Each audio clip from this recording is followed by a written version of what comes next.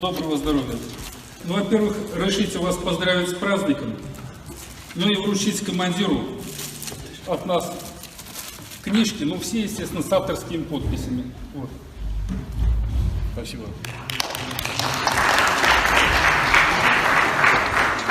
Ну, это еще не все. Вот, это знак спектра за номером 117. Ну, по возможности буду стоять. Я обычно езжу на спектру. Спасибо.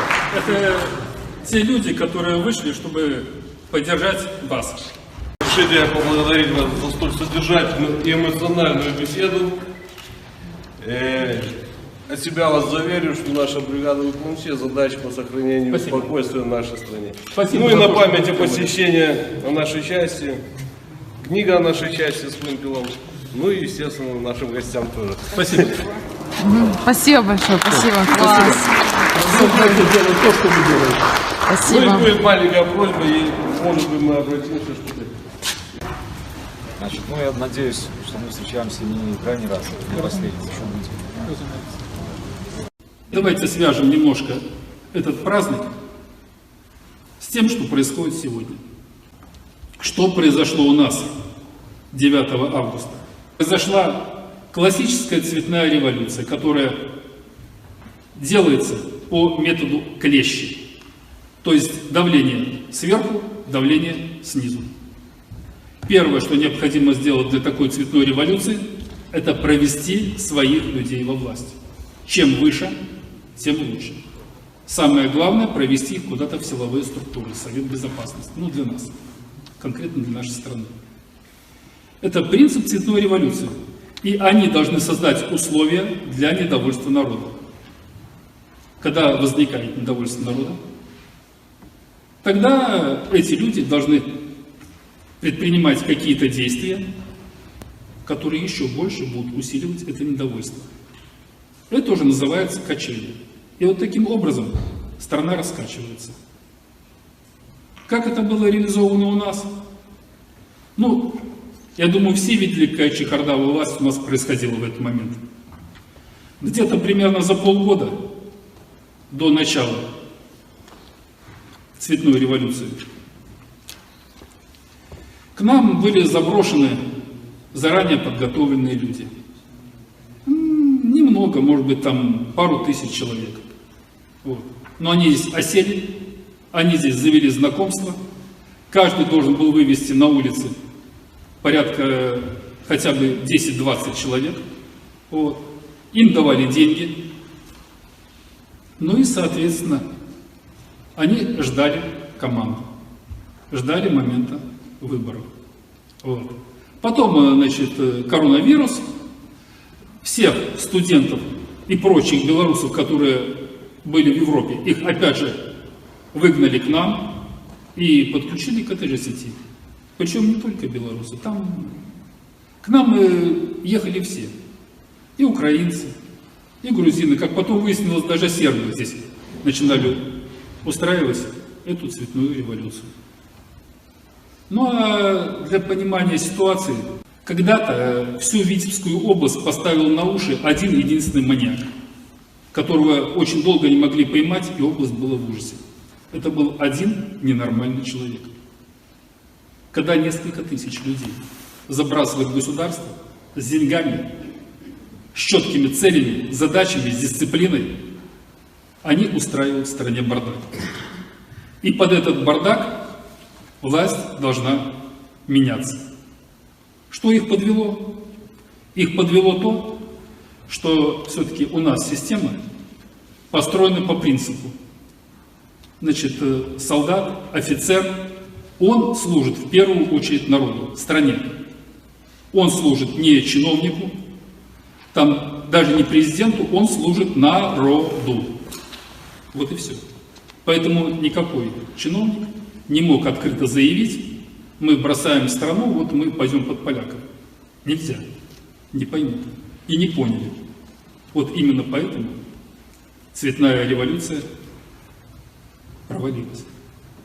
Но это не конец. Это не конец, значит, это вечно. Борьба между добром и злом, она вечно, здесь никуда не денешься. Они дальше продолжают. какие-то действия. Они пытаются воспитывать молодежь так, чтобы в следующий раз опять начать все сначала. Вот. Ну, поляки мечтают о великой Польше от можа до можа. Америка, ей нужна наша Беларусь, потому что ей нужен санитарный кордон между Россией и Европой, чтобы управлять всем миром. Вот отделите Россию от Европы, и все замечательно. Может диктовать свою волю и России, и Европе. Украина, Грузия, пожалуйста, все это у них в руках. Осталась Беларусь. Санитарный кордон разорван на нашей территории. Вот такая ситуация. Поэтому ничего не прошло. Ничего не закончится. А у Америки-то и нет другого пути. Любое государство, оно состоит из живых людей. И оно, в свою очередь, само является живым организмом. Как любому живому организму государству нужна еда. Государственная еда – это полезные ископаемые, это технологии, это заводы, это люди, которые могут производить материальные ценности. Без всего этого государство начинает стареть, слабеет и умирает. Так вот сейчас государственная еда той же Америки, она находится на территории России. Люди, полезные ископаемые, это берется отсюда. Беларусь – это возможность захватить власть в Беларуси, это возможность поставить санитарный кордон, возможность, например, перекрыть поставку газа в Европу и так далее. Много есть моментов. Поэтому американцы, они не могут уйти. Не потому, что американцы плохие или они нас не любят, нет. Просто они хотят есть. И государство хочет есть. Вот и все. И они приходят за едой. Они приходят к нам. Они приходят для захвата власти в нашей стране. И единственное, что мы можем им противопоставить, это сказать, что мы свою страну всегда готовы защищать. Что ущерб от вторжения к нам всегда превысит дивиденды. Вот это их становит. Вот такая ситуация. Если время позволяет, я еще прочту. Если вовремя деньги давать всем бойцам по зеленому знаку, можно много чего заказать. Хоть банкет, хоть цветочки, хоть драк. Грант пришел. И собрался совет. Все спланировать и разделить. По расходам дать четкий ответ. И любимых себя не забыть. Составляется смета программ. Сколько нужно печенек, браслетов, сколько пива на каждого грамм. Как здесь много вопросов, ответов. Наконец утверждаются планы. Начинаем часам к 20. Собираются к стеле бараны. Демократию срочно спасти. А потом захватить избирком. Дом правительства заодно. В плане все получилось путем. Но возникло, как водится, но. Вкралась в плане загвоздка одна, что брусчатка и та не спасла. Стало ну, да пошли-ка вы, на. Много здесь отрымалось зла. Но командуют вновь кукловоды. Выйти девочкам с белым цветком. И пошли вдоль дорог хороводы. Да с печеньками, да с кофейком. Мы тихонечко вступим во власть. И наступит всеобщее счастье. Будет НАТО. И жизнь будет сласть. Перемены придут в одночасье. Перемены. Закроем АЭС, и с Россией все связи порвем, и мгновенно наступит прогресс. И ЕС даст огромный заем. Социалку пора позабыть. Это просто совдеповский хлам. И заводы можно закрыть. Все, уходим к другим берегам. И не нужен нам русский язык. Будет пан вместо русского брата. Если кто-то к тому не привык, колорад, прикорытник и вата. Ну а дальше по плану война, потому что страна не нужна. В этом плане загвоздка одна. Стал народ. Да пошли-ка вы на. Беларусь – это наша земля. Наша солнце. Цветущих яблонях по крышу скрылись хаты, спокойно люди мирные живут, туманы здесь, как будто бы из ваты. Как хорошо, что мы родились тут. По вечерам красивые закаты, янтарный месяц лег в хрустальный пруд.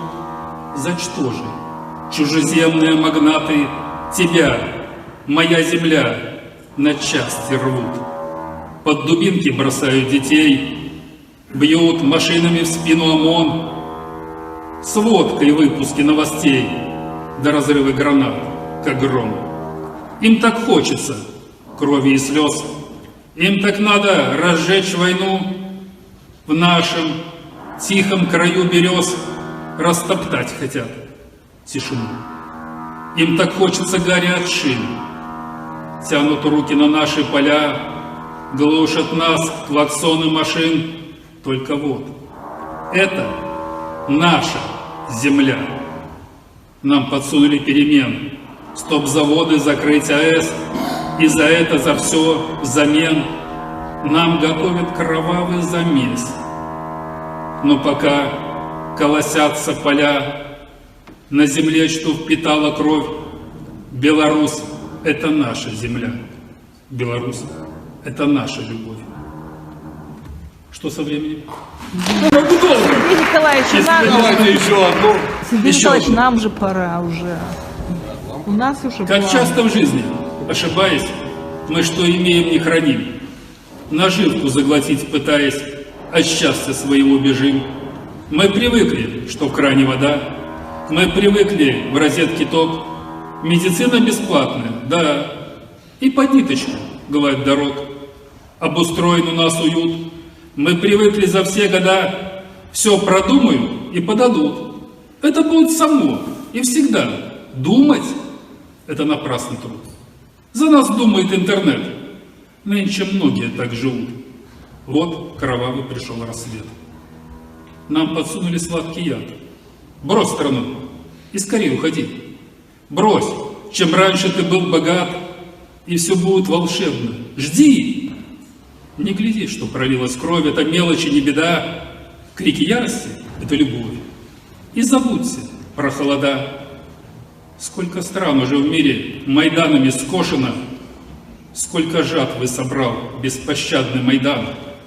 Вновь фашизм возникает под флагами прошлого, и как будто из прошлого, но пасаран. Но я знаю, что я дождусь пробуждения своей страны.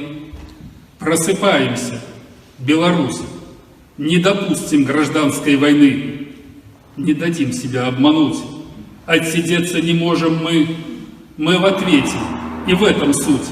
Встанем против цветной чумы. Беларусь моя, Беларусь, мы за будущее в ответе. Беларусь, я тебе клянусь, будешь ты цвести на планете. Ну, наверное, все, а то его вдруг снова.